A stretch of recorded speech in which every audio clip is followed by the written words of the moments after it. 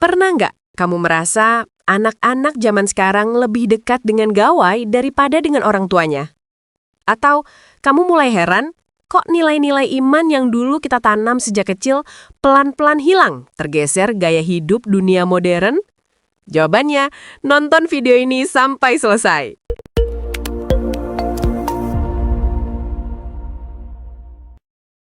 Salve teman-teman, apa kabar Anda hari ini? Sehat selalu ya?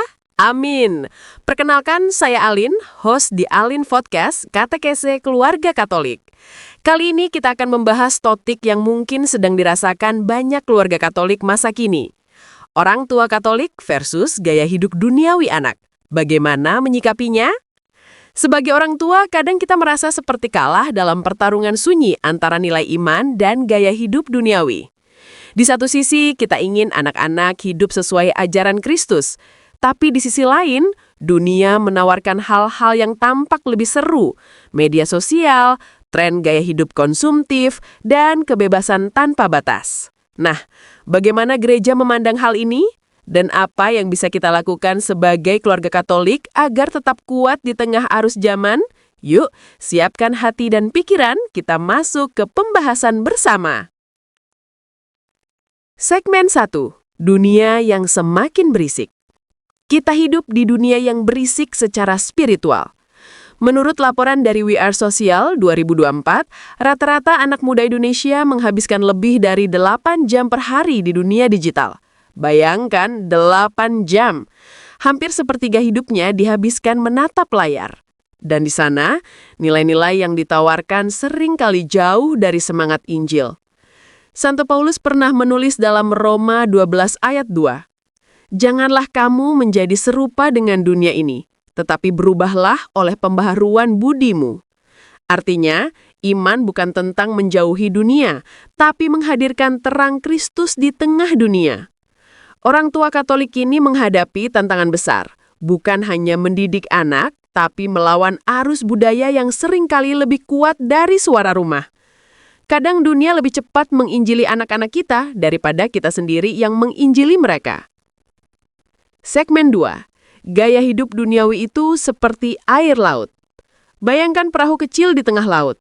Selama air laut tidak masuk ke dalamnya, perahu itu akan tetap mengapung. Tapi kalau air mulai masuk perlahan, perahu akan tenggelam.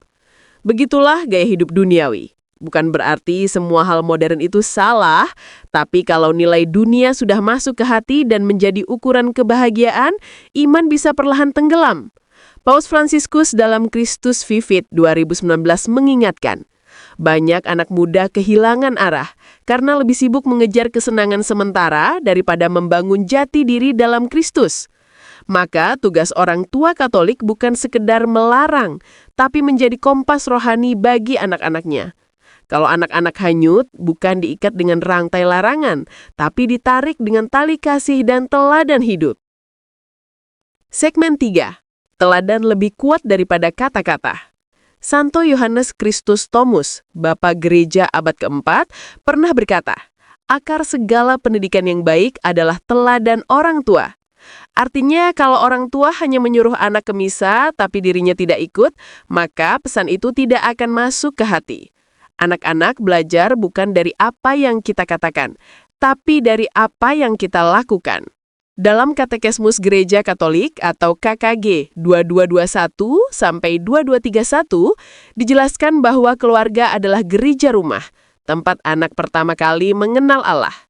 Maka setiap kali kita berdoa bersama, makan bersama, atau bahkan memaafkan di tengah pertengkaran, itu semua menjadi katekese hidup. Kadang kita berpikir, anakku nggak peduli sama doa. Tapi percayalah, tidak ada doa yang sia-sia di hadapan Tuhan. Teladan kecil kita akan berbuah besar di waktunya. Segmen 4. Antara kasih dan tegas. 2 sayap didikan iman.